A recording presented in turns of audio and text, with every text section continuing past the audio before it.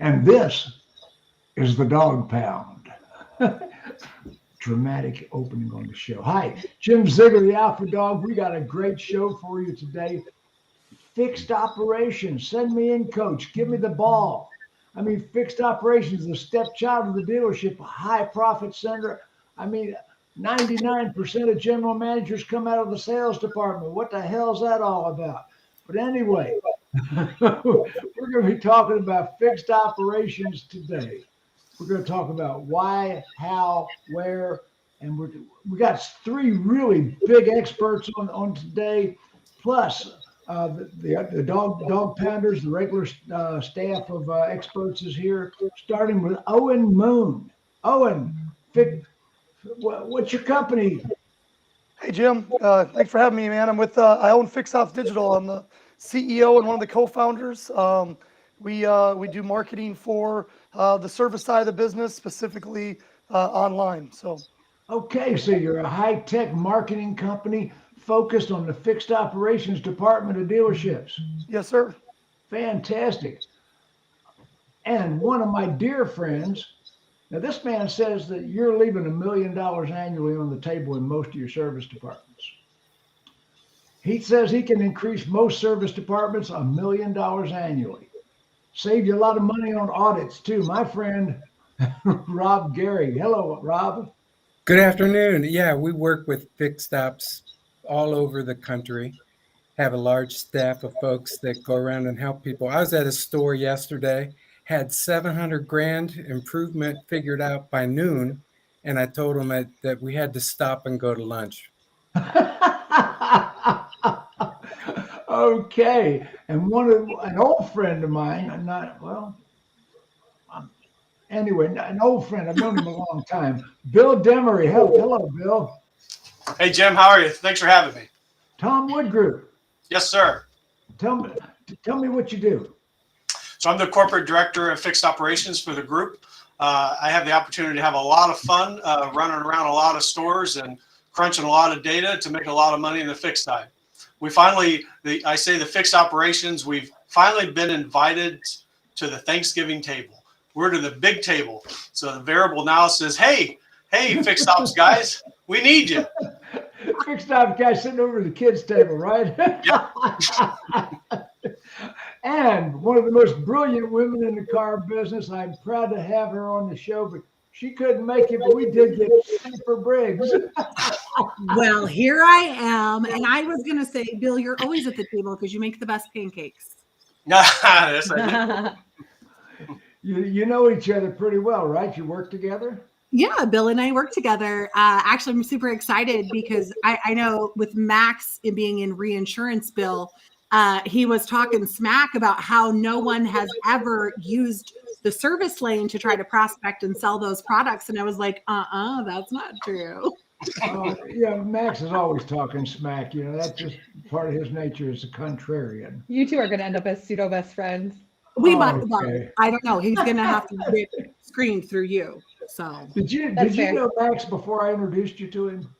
No, not at all. He just likes to see my blood pressure go up and my whole face turn red.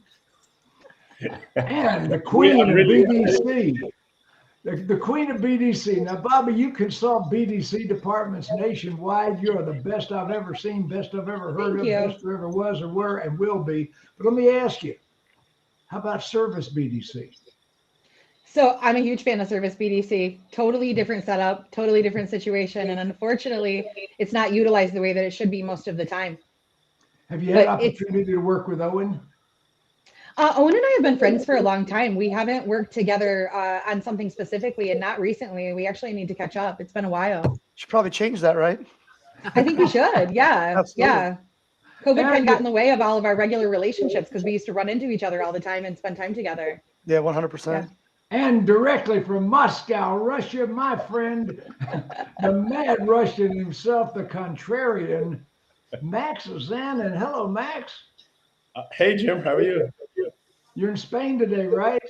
I am in Spain, and I'm really excited about this topic, because, fixed op has been overlooked for so long, right? And now, finally, when they have no cars to sell, all of a sudden, right? Here we are talking about fixed stops. Like these guys were in a coma for like 3 decades, right? And boom, they're out.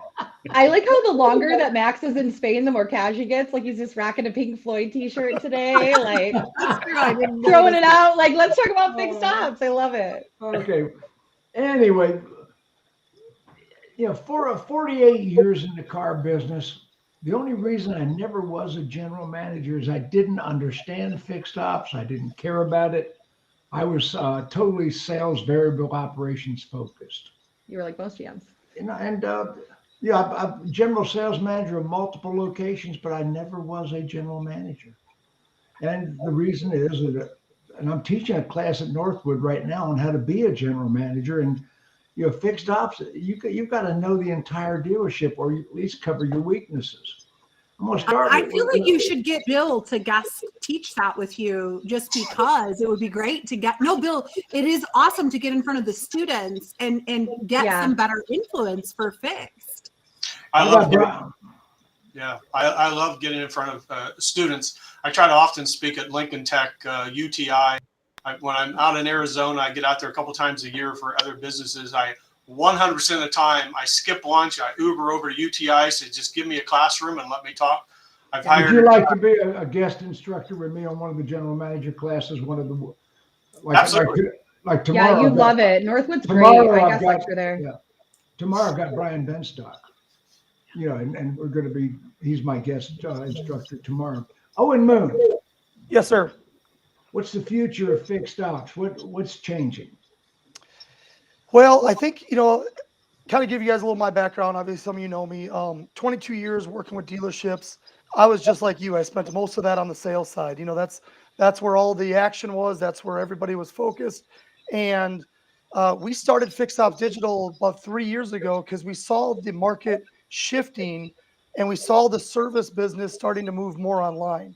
The problem is, the service customer is changing, right? They're moving online. They're looking for information.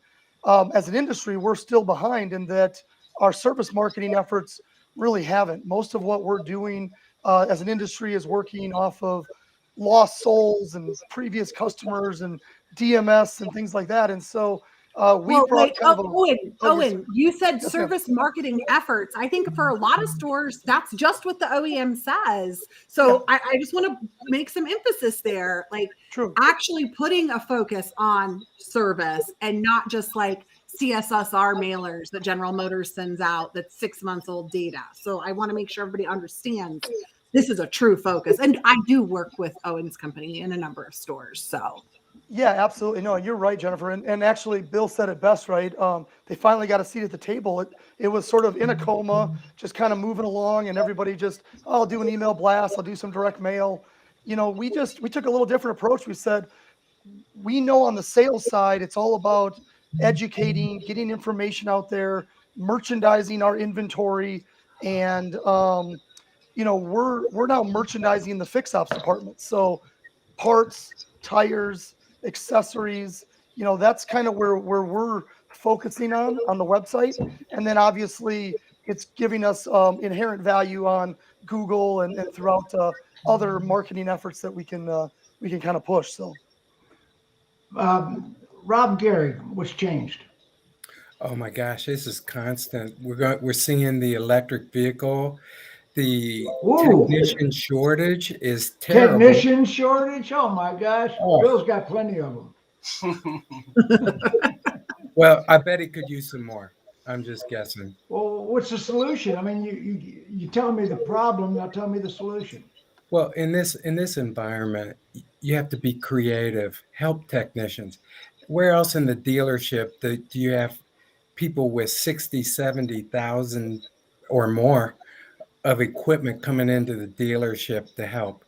These guys are spending excessive, large amounts on just hand tools, yet don't get the respect they deserve. They don't get the concerns. Everybody, the object of scheduling comes in their world. It's just an environment. We need more techs coming through college and the careers. Everybody's saying, get out. We don't pay enough warranty. We don't. You can't make a good living. Do something else. Master Tech makes 150 grand a year. Listen, I'm enrolling my 18-year-old son right there. Bobby, you'll be super happy to know, right there in Owasso, in auto mechanic school. He's going to get a degree and also then follow up with some diesel certifications as well. But I think that really goes, and we were talking about this a while ago on a LinkedIn thread. You know, schools and so many parents focus on university and college, but I loved that the high school that we were in when Aiden was a freshman said, listen, there's a lot of underemployment. You should probably focus on things you love to do and then get training in that. But most schools aren't. And I think that's they're not. Jennifer. When I was in high school 50 years ago, there were tech courses. Well, me too. It wasn't even that 50 years ago. Bill, what are the problems? What's the solutions? I think you're hitting it right on the head. We're losing the automotive centers in the high school. So what you have to do is these kids, they're not looking necessarily for a long-term career. They're certainly not looking for what we did. They don't want a 60-hour. They don't want straight commission. They don't want to work 5-6 days a week. So we have to meet them where they're at. You just told me the problem. Now tell me the solution. The solution is you offer a work-life balance. You offer an hourly with a bonus versus straight flat rate. You offer a team environment. That way you have a mentorship with these youngsters that are coming in and train them and bring them up. You have to show them a path. What does the path look like? They want to know not where am I going to be in 30 years, where am I going to be in 2 years? So you have to have a path that's a 2, a 5, a 7, a 10 year. This is what it's going to look like. And you have to pay them a fair wage. And guess what? They're not coming in the shop at 6:37 a.m. They might be in at 9. So be flexible with the ones that want to work maybe from 9 to 6 or a different hour schedule. 40-hour work weeks, 4 10s, teams, mentorship. It's totally changed. Fantastic. Isn't it amazing? The older we get, the earlier we wake up. So get them in there at 9. By the time they're 10 years from now, they'll be coming in at 7 because they'll be up a lot earlier, like the rest of us. So there's still hope for me then, because I do not get up early. 100%, Bobby. Well, I think that presents an opportunity for different shifts in your service departments. I mean, you're mentioning Brian Benson's going to be teaching with you tomorrow. I mean, they are running 3 shifts in their service department at Paragon. Yep.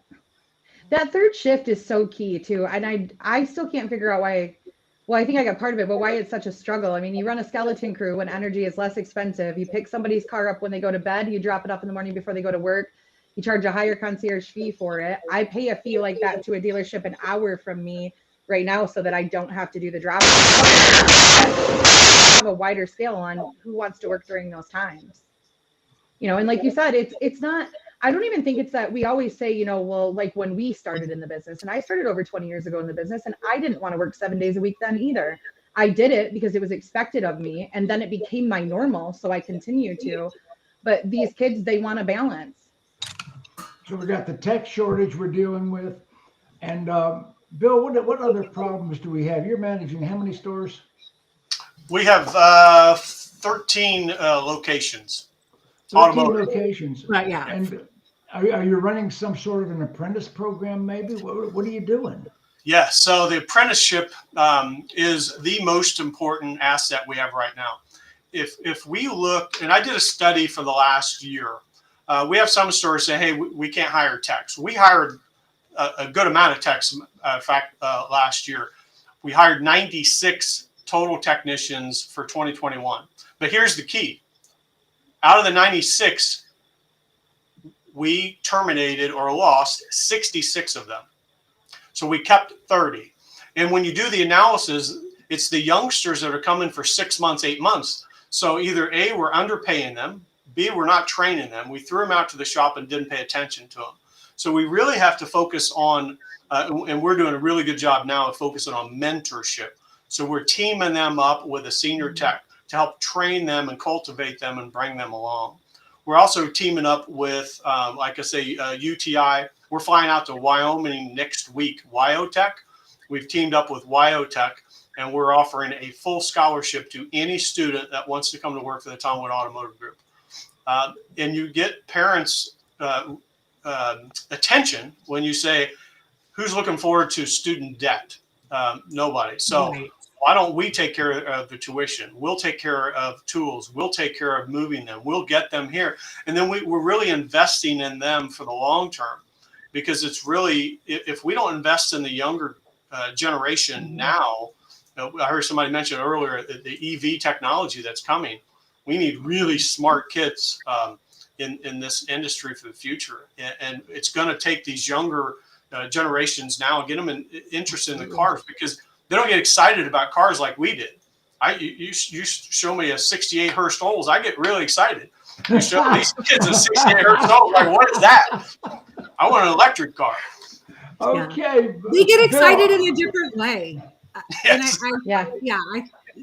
There's some different ideas for how you get them excited. They get excited about the YouTube influencer that's driving the supercar, or they get excited about different things. And it's about making sure you're reaching those folks, because, you know, like Bill mentioned earlier, those VOTEC and automotive programs aren't in high schools anymore. And Jim, of course, you say 50 years ago, I'm not nearly that. I mean, it's only been, you know, half of that time since I've been in high school, and I wasn't in the automotive VOTEC, but it was right next to the journalism lab. So so 25 years ago we had it, but I think finding a way to reach those folks and at the universities is great. And of course, I mean, guys, and I've bragged on Bill without saying his name so many times before. He really is the most brilliant fixed ops director I've ever got to work with. And I've worked with a lot of people in my career. This man is so forward thinking. And so, you know, thinking about the scholarship programs and how that's huge. How you get that message out even further is a big deal. But most dealer groups or dealerships aren't even considering something like that. I love that perk. That's one of the top perks for the younger generation. And I don't mean at 18. I mean, 29 and under. One of the top perks has to do with schooling and the cost of it. And it's a write-off for the company. So why not? Well, if we pay to what it costs us to lose a technician, reinvesting that in the younger one's education so they come out with no debt, they have no worries, then we can focus on training them our way, training them the way that particular OEM needs to be trained. It doesn't, it just starts with the YOTechs, the UTIs, the Lincoln Techs. That's just the beginning of their education for the automotive. It's changing every 3 to 4 months. I put together a kind of a chart that said, if you start, this is what you pay. And if you're a master tech, this is what you will make. And it was up to like $40 an hour. By the time I produced that, it was outdated because the market changed that fast. So now I had to make it as an editable PDF as we send it around, because now that $40 is $50. It starts no longer 18, it's 20. And it just keeps going, because we've shifted the need for the technicians. You can kind of see the chart behind me. I know exactly how many techs we have in a group. It's 240. I know exactly how many I need, and that's on the right side. I track it so close, because that is what's going to generate the $1 million I heard Rob talk about. We got to have $1 million that's going to come from those techs. Okay, so now we got all this EV technology coming in. All of a sudden, are the manufacturers contributing to the training? Rob, let me ask you about that. No, the manufacturers aren't helping at all on EV. As a matter of fact, they're charging huge amounts of money for equipment. But a technician is going to generate about $14,000 a month in gross, just in labor, a decent tech, $14,000 a month in gross, plus part sales gross.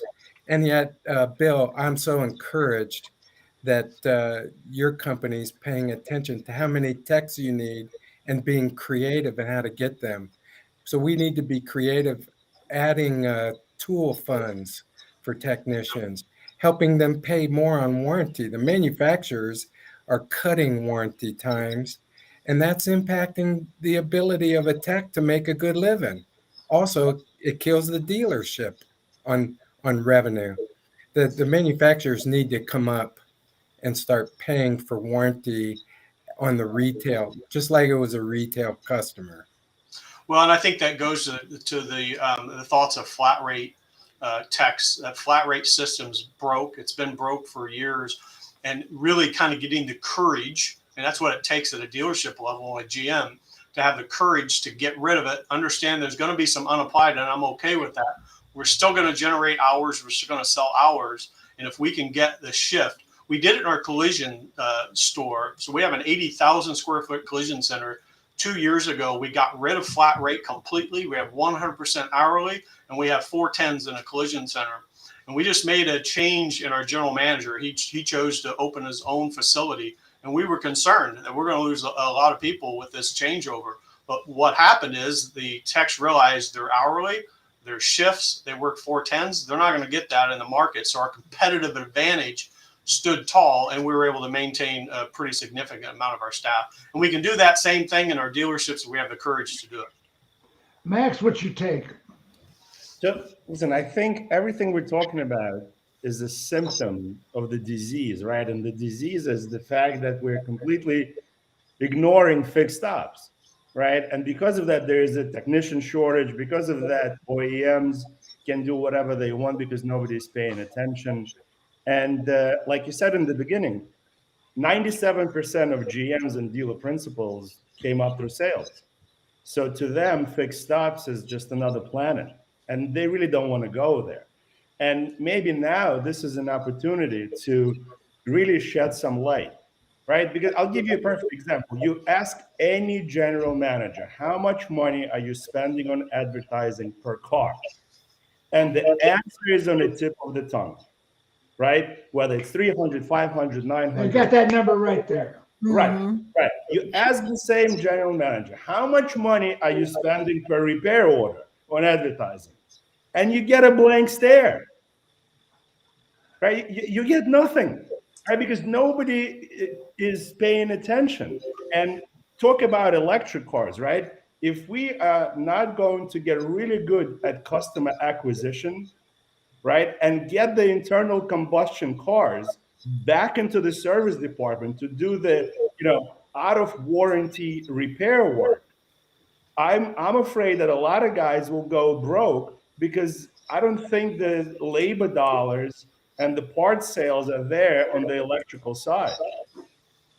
So again, I think what Owen is doing, is very important because it helps dealers get customers through the door. The fact what Rob is saying that he can bring $1 million to the table, I think he's lowballing. I think it's more, right? Because what's $1 million? It's probably additional 150 repair orders a month.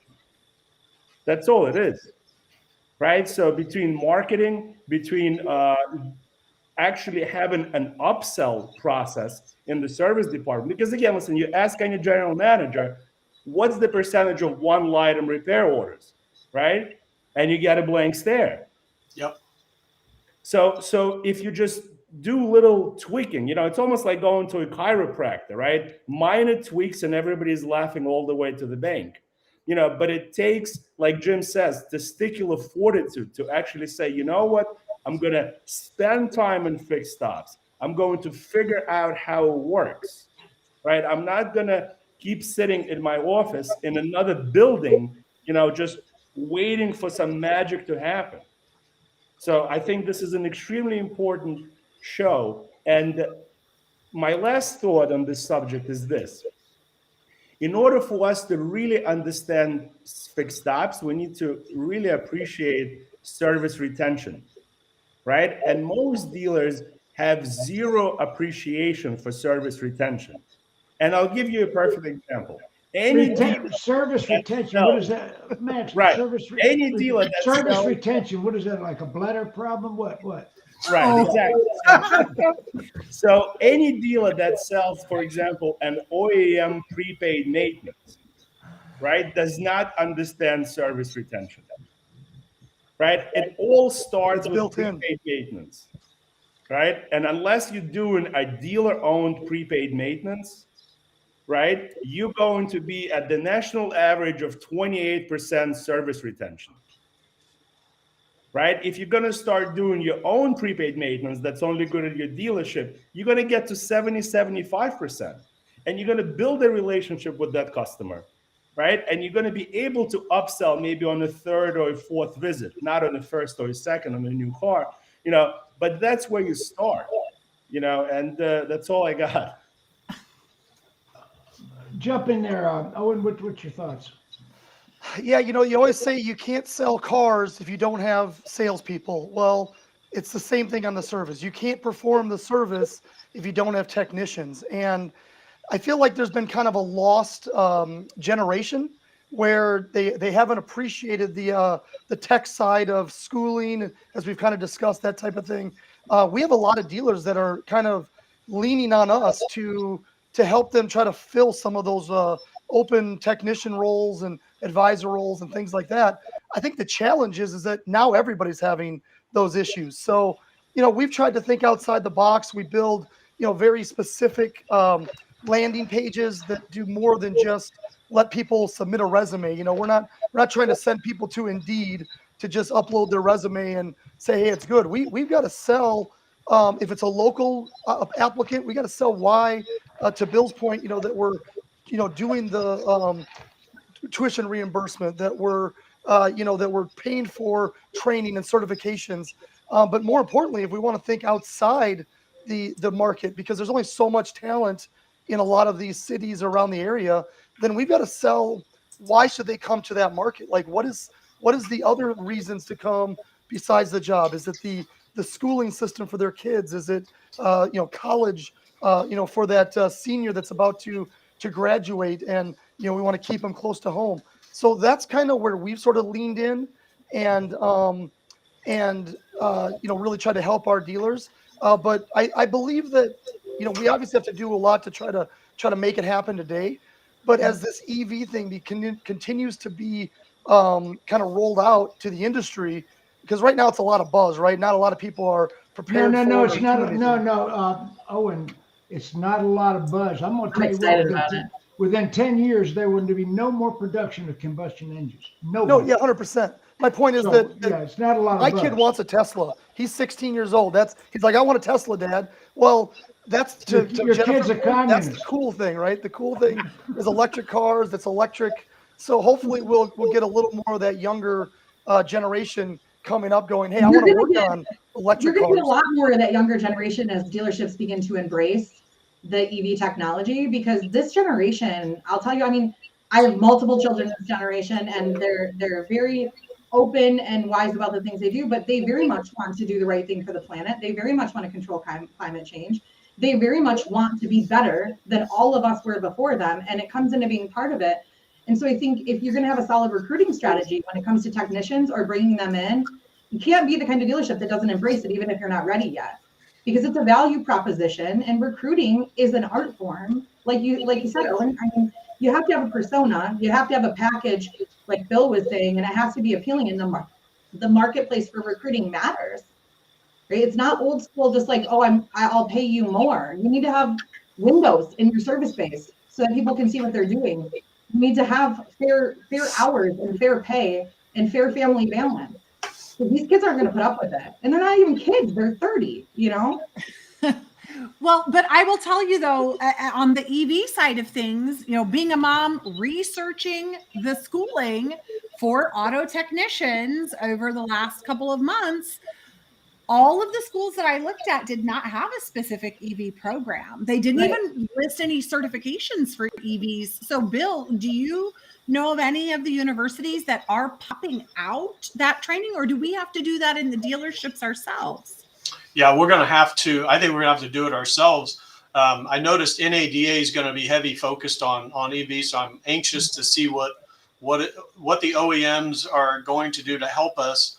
Because think about the training, the level of training that's going to come with EV over these coming years. They're not even ramped up close enough to be able to support the vehicles that are coming. All they're doing, like somebody mentioned, we're getting bombarded with the cost of equipment. Heck, at our Porsche store, it was $175,000 just to put in the systems, to put a charging system into a Porsche that we can't get. The continued tools that are going to ramp up for EV, let alone the training. It's just not there yet. It reminds There's me of another years ago subject. when There's another subject I'd like to talk about today. no That's problem. the Right to Repair Act. I knew you were going to bring that one up. You knew I was going to get that. You know, in bill or signed something that says that now private industry private shops can have all the specs they can have. It's headed toward warranty work being done by independent shops, and supplied the parts and the specs. What do you think about that, Rob? I don't think that's going to go anywhere, and I do agree that Really? the parts only. If the parts right now, due to COVID and the supply chains, so many of the manufacturers aren't even shipping parts, and they want OEM parts on those repairs. So where does the independent person get them and comply with it? Well, the Right to Repair Act is a real thing, and what's your thoughts, Bill?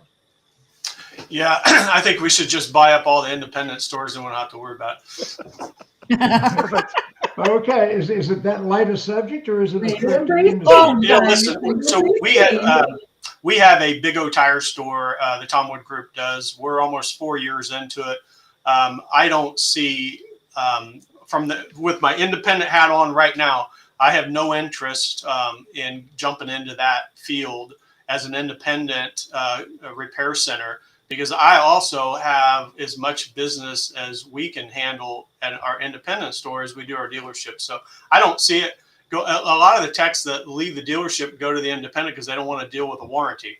So I don't understand how the warranty is going to go into the independent, because those guys aren't going to want to work on it. Okay, they're not going to work on it, but now the independents have access to do warranty type work. I mean, Right. Is that access not to the data and the diagnosis.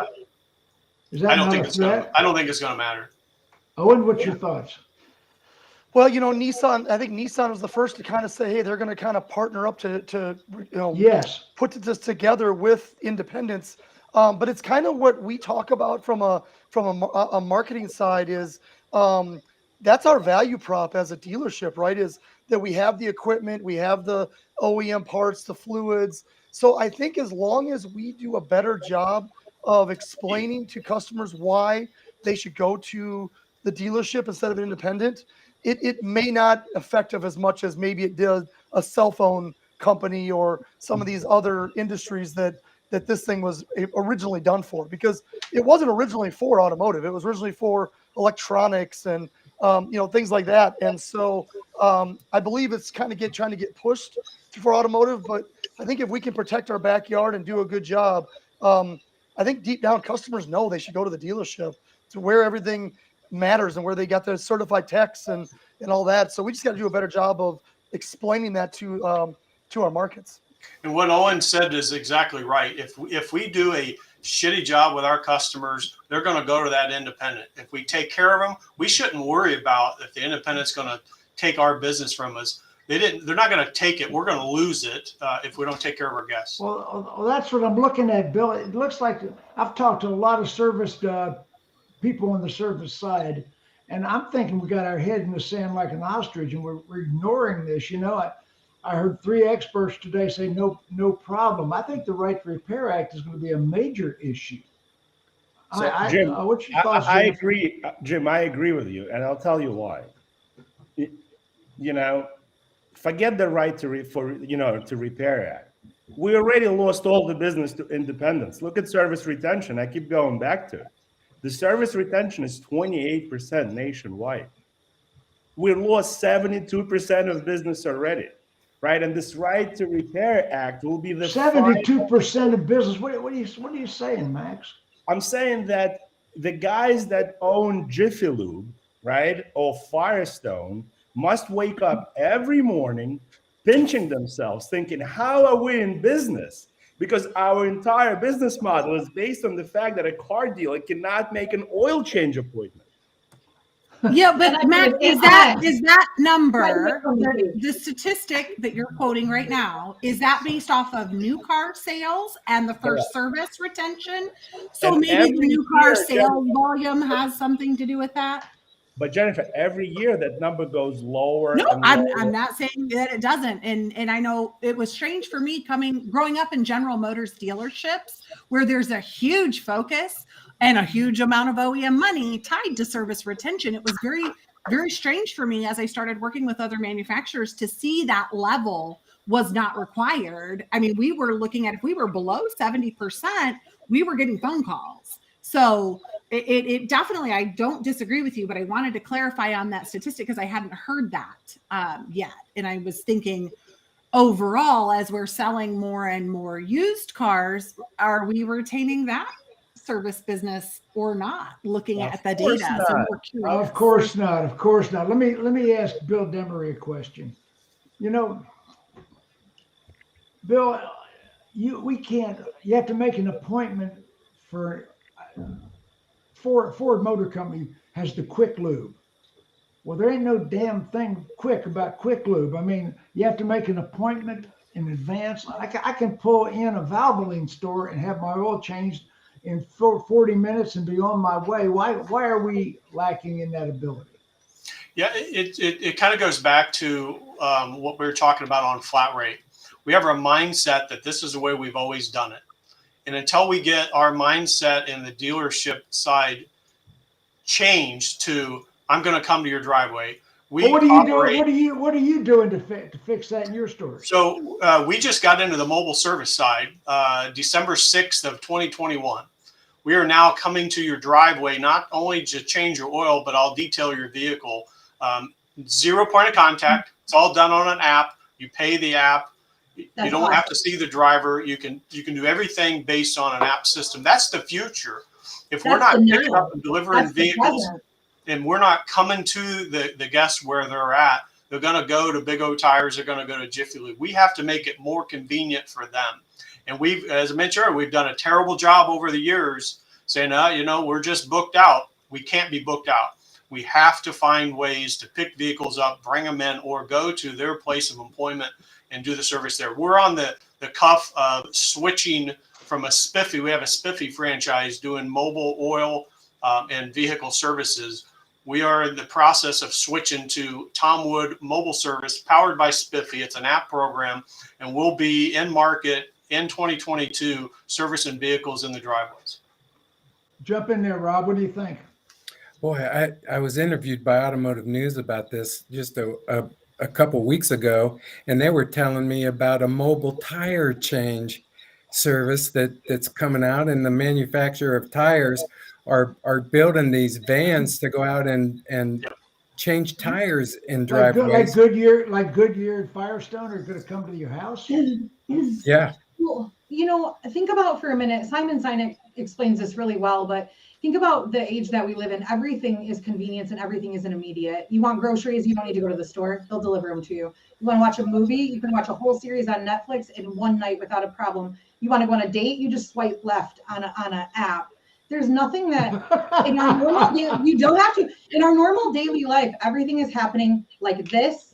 And every time we're coming into a business, a retail business that's I don't want to say old school, but it's a little bit. It's everybody's trying to slow everybody down. Everybody's trying to slow everybody down. But this whole generation, including everybody sitting here, has been living through a pandemic for 2 years and doing everything from home or work more often than going out to do it. And it's like, why isn't this already an option? Because I deal with service advisors all the time, and they're never upselling me as much as they should be. So it's not like we're talking about the process here. It's a training issue. Yeah. They should be upselling you. I'll give you. She buys everything. I'll give you a quick example. I broke my windshield wiper last winter, the motor. You guys are going to love this in service. I broke the windshield wiper, the motor, and the right-hand side one wouldn't work. But you know what? I didn't care because I didn't need it on the left. And I didn't have time to go to the dealership. I tried 3 times for over 3 hours each. I finally found a dealership that would come and get my car to fix it, but they use a third-party service. The third-party service needed me to be home to hand them the keys instead of signing it on the app. And I was getting ready to go out of town. So the windshield wipers got broken until I took it to one of my clients because I drove to them. And I'm a normal customer who's in dealerships all the time.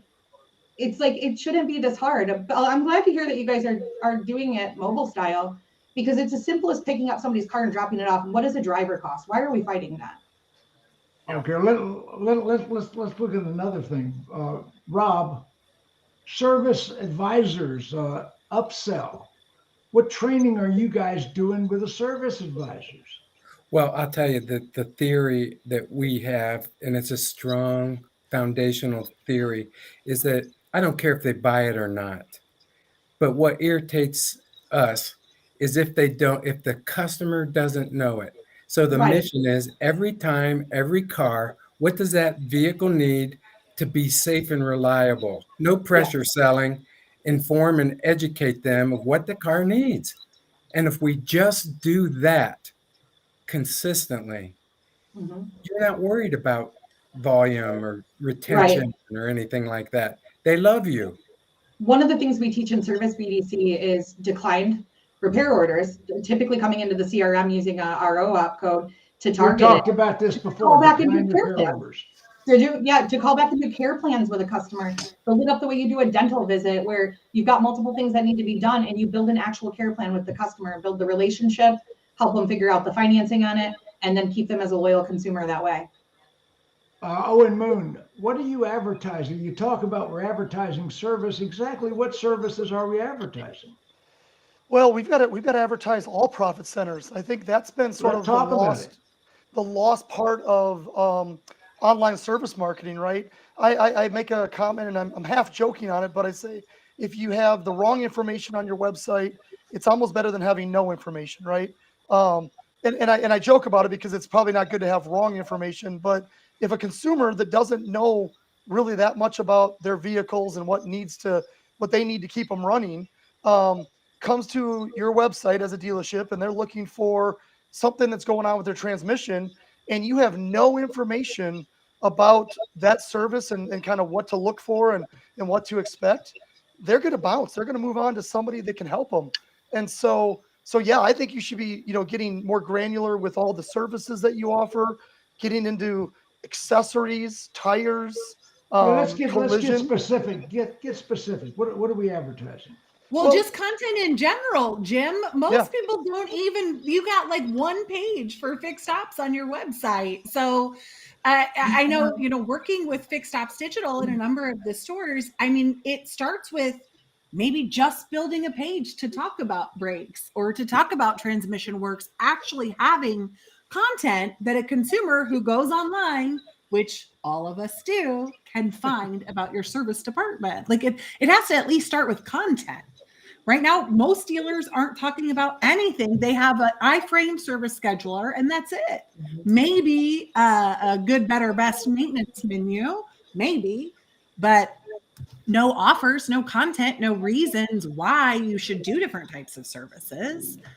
Well, we know tires are a big retention, but tires never really get merchandised the right way. Not only on your website, they're but also the number one reason for dissension for your fixed ops department is tires. Please listen to what this man is about to tell you. So we just really we opened Pandora's box 3 years ago and said, hey, we can do this, and now we're like getting granular with a lot of different things, even to the point where we're looking at kind of how when vAuto came in and really changed the pricing strategy on the sales side. We're now looking at this from a engagement standpoint, saying, hey, Bill, you had a $49.95 oil change and we got this many engagements on that offer or that coupon, and now you've added $5 to that price and your engagements dropped in half. Well, there's obviously a pricing disconnect between your service, your price, and the customer. So that's what our performance team does, is they work with those service directors and fixed ops directors every month.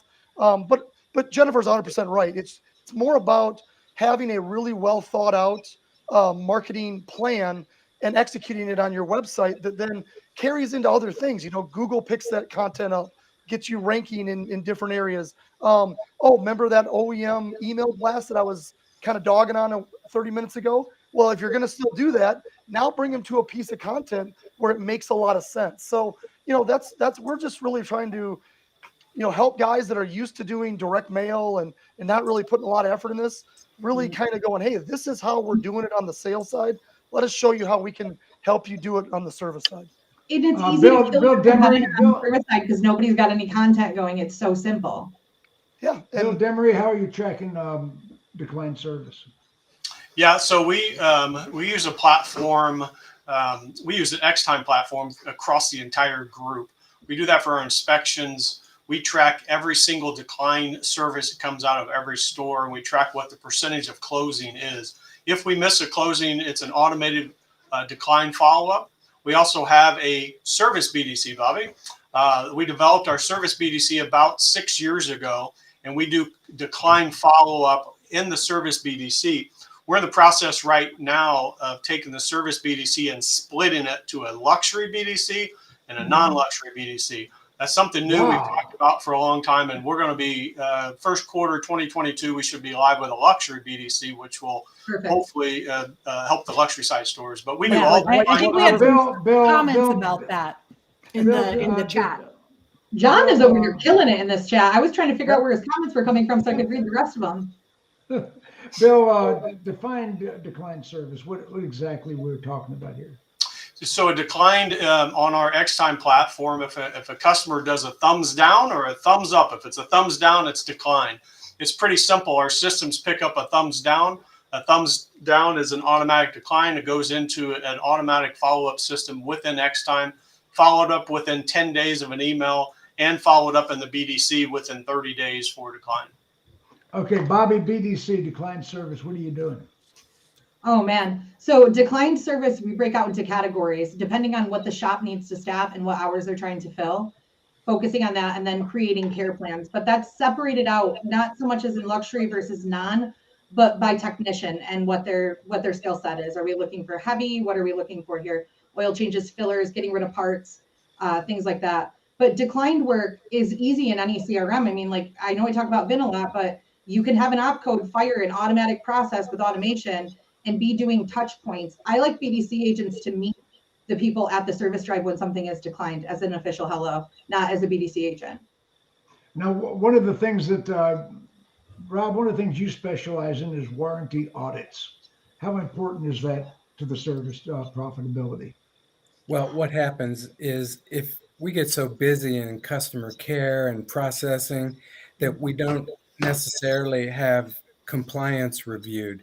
So we've had people get hit with huge amount of chargeback from the manufacturer. They look at compliance and say, well, you weren't totally compliant on these warranty repairs. We're billing them all back to you. And thanks to, but we're taking. Is that substantial? Is that substantial? That can be hundreds of thousands of dollars. I've seen them as high as 7 figures. No. And what we do is we go in and we have auditors on staff. So we can actually go in remotely as an auditor would and see if they're compliant. So you're doing this ahead of the audit. You're heading off the audit. Is that what I'm We're doing? letting people sleep better that let them know that, hey, this store's compliant. Jim, I took on a new client last year who shall not be named, obviously. And it wasn't even for a warranty audit, but I was going through their financial statements to help them with stuff. They had over $500,000 in 2 different stores. So over $1 million that had never been submitted for the warranty claims. Oh, no. Bill, that wasn't you, was it? No. No, but Rob, I'm going to need your info after because you might need to hook up with them. They need your help. So, Jim, I want to make a point about decline work. I'm a huge fan of decline work follow-up, but it assumes that the customer actually came in and declined something. Right? You have to focus on the fact that they're not coming. I just Googled 3 things. I Googled oil change in my zip code. I Googled brake job in my zip code and a state inspection in my zip code. And guess what? Yeah, but nobody's optimizing by your zip code, not working in your market. Nobody. Right. Not a single dealership came up, but every independent under the sun is on the first page. So decline service is all good, but you got to get the opportunity for the customer to decline it first. That's why we teamed up with Jennifer Briggs. Yes. Here's part of that, though, and to defend the service drive, here's part of it, is that it's rare already to pull in the GSM, the sales managers, to learn about marketing, what you need to do and why, to even give them the knowledge. And now that they're starting to come in, you very rarely ever see anybody in the service manager's office or them in a meeting or the service director, unless it's an OEM or somebody trying to sell them something and not giving the education part of it. And it's so important to understand how much easier that can be. And they face a huge amount of resistance when it comes to going to their own desk, right? Going to their own GM about it. And it's a shame because Max, it's so easy in marketing to pick up that business with content. And I don't mean to say like, oh, Owen's job's easy. It's not. I mean, you can smoke your competitors. Yeah, it's just because nobody is. Like, I think back 8 years ago, I built service-only websites for my stores, right? It was in Detroit. We were really, again, General Motors heavy, focused on retention and service. And so, of course, we added some content to the website, but rather than just adding content, we went ahead and built our own fixed ops group platform for the website, 100% independent of our regular websites, to be able to grab that traffic organically. And I think if you don't have your organics covered for your fixed ops department, don't even waste the $500 you ask your paid search company to invest in that money, because where are you taking them? Where's it going to go? Like I mentioned earlier, I mean, it starts with the content. You have to talk to the local community about the services you offer and what your business does. Like, that's advertising 101, but we get so mixed up in the energy and the ether of the variable department. And again, I didn't start in sales. I started in accounting. So my perspective on fixed has always been different. It's from a service absorption metric, because that's what I was always taught. Service is supposed to pay for everything. Sales is just gravy. Like, you have to have that. Yes, sir. I've always heard that service pays for it. The profits in the sales department. So can I give 2 quick tips? It'll take less than 2 minutes. So tip number 1, community-wise. Timing you, Bobby. I'm going fast. Tip number 1, community-wise, both the Brownies, the Girl Scouts, and the Boy Scouts of America have a patch that gets earned by changing a tire. And really great dealerships bring in the moms and dads to do that there. Something to think about. But better tip, my favorite way to recruit people for service, go ahead and figure out what day your competitor, where you want to steal people from, does their payday and their meeting day. And then geofence their dealership with the "Why Work For You" message, including a video. And Why then you say, $200. Say it again. Do what? Geofence your competitors. Super cheap. On payday and meeting day. On payday and meeting day, the 2 most frustrating days, with a "Why Work For Us" video, targeting that. You want to get real slick, you send somebody in, but you don't have to. Targeting that with a content page, and then pay for the upsell in the ads for the forums that they go into all day long, so that you're in front of them all day, and then run a recruiting campaign. And at night when they're at home. Yeah, all day. Oh my God. All day, but geo the dealership so you can grab them first. Don't worry, Bill.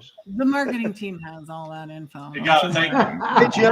Hey, Jim, one thing I wanted to add about the decline service and all that is one thing that we've really embraced is repair financing companies, right?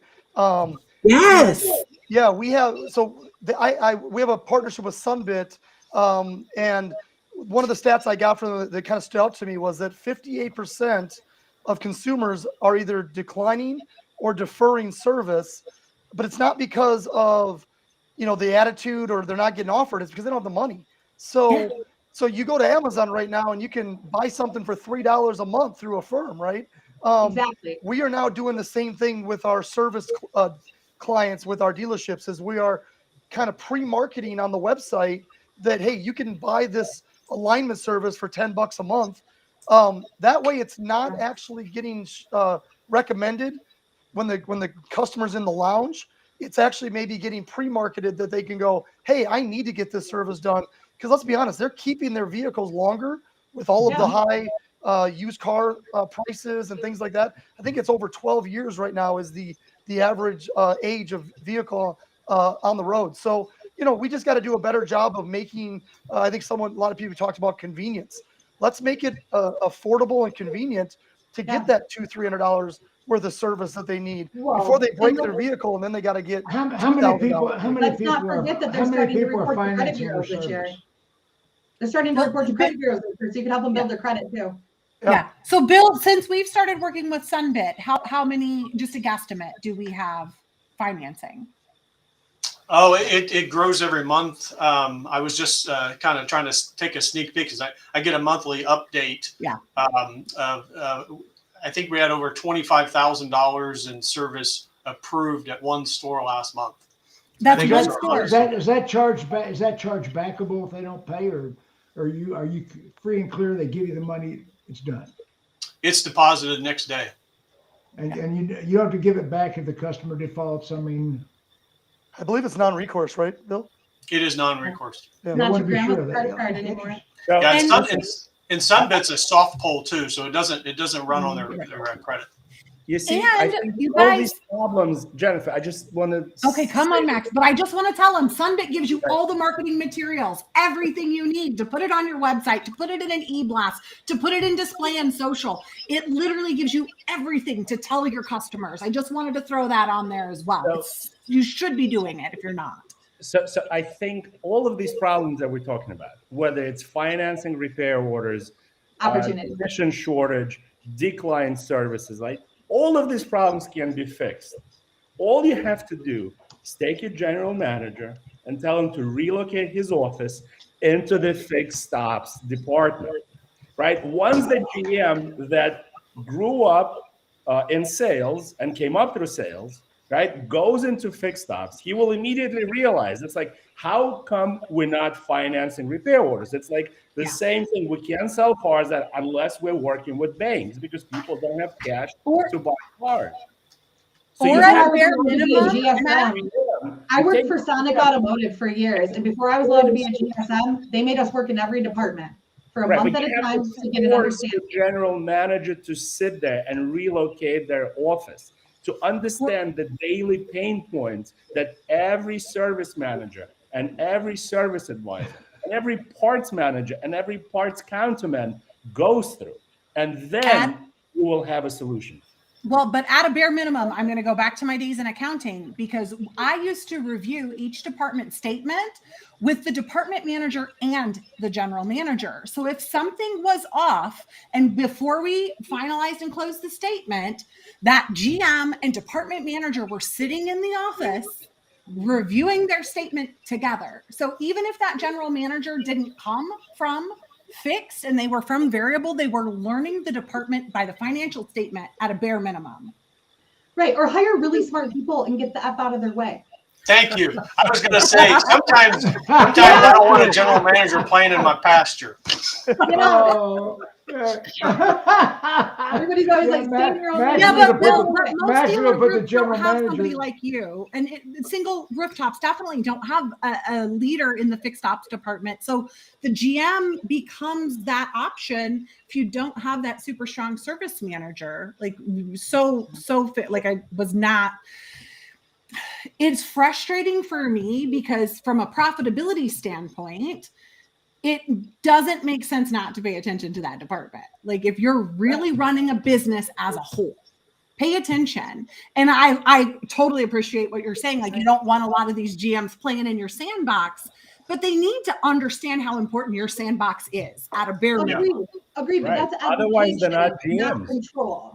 Okay, Education, as not we get control. down to the last minute and a half of this show, You think We- it's important right now? Like we really have been important. we have been Shortage. unusually rowdy today. I appreciate the entire crowd. We've done a great job.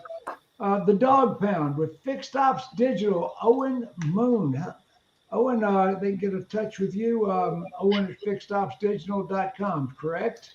Yeah, go ahead and shoot me an email. We can definitely jam, talk. I always say we try to make fix out fun. So I know it can be kind of maybe a boring topic, but I think we made it real fun today. Oh, so thanks for having me, guys. no. Been a pleasure. This crew would never make it boring. And Absolutely. my good friend from Fixed Performance, Rob Gehring, Rob R. Gehring at fixedperformance.com will reach you. Is that correct? Absolutely. I'd be excited to talk to anybody. And you can increase most service departments $1 million annually. At least. If that's all, that's all. Hey, dealers, if you're listening, you dumbass, the guy's got $1 million for you. And of course, Max Zanin and our special guest from the Tom Woods Group, Bill Demery. Bill, thank you for lending your expertise to the broadcast today. I enjoyed it. It's a lot of fun talking shop. Oh, well, we did talk shop, and of course, I've got very little expertise. I depended on you guys. Should we do this again? Yeah. Do a repeat show. I think we really should. Hey, everybody, wave goodbye to the audience.